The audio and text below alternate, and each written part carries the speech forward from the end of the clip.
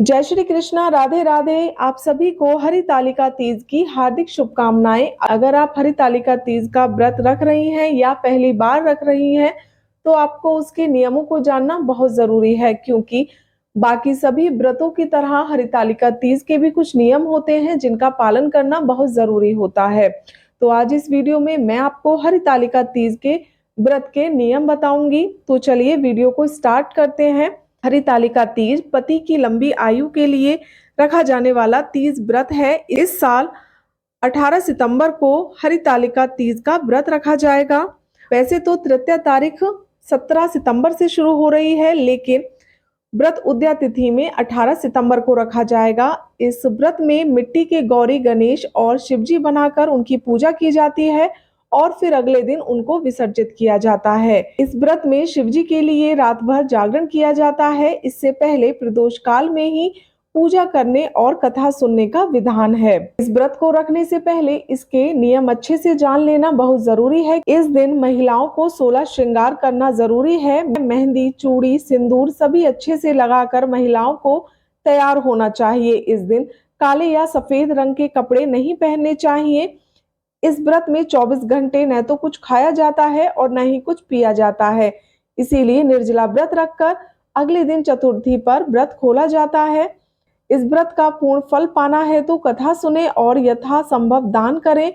व्रत में एक सुहाग पिटारी बनाई जाती है जिसमें सभी सुहाग के सामान रखा जाता है।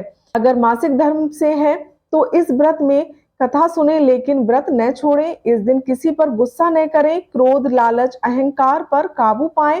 हरितालिका तीज के दिन परिवार में सभी सात्विक भोजन बनाएं। हरितालिका तीज का व्रत सबसे कठिन व्रतों में से एक माना जाता है। हरितालिका तीज के दिन व्रती महिला को रात्रि में सोने की मनाही है। महिलाएं रात को जागरण करती हैं और भजन कीर्तन गाती हैं। इस व्रत के शुरू होने के साथ ही व्रती महिलाओं को अन्न जल ग्रहण करने की मनाही होती है।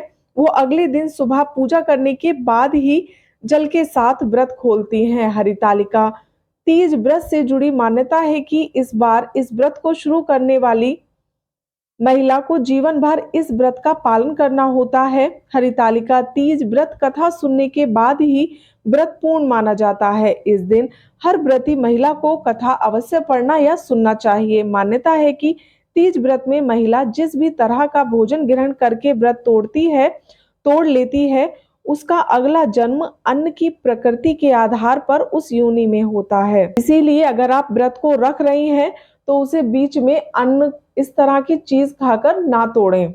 मान्यता है कि यदि कोई कुंवारी या विवाहित महिला एक बार इस व्रत को रखना प्रारंभ कर देती है तो उसे जीवन भर यह व्रत रखना होता है। बीमार होने पर दूसरी महिला या पति इस व्रत को रख सकता है, लेकिन यह व्रत छोड़ा नहीं जाता। और हरतालिका तीज का व्रत, हरतालिका चौथ का व्रत रात्रि में चंद्रमा पूजन के बाद खोला जाता है। तो ये है हरतालिका तीज व्रत के कुछ नियम। आशा करती हूँ कि आपको ये जानकारी अच्छी लगी होगी।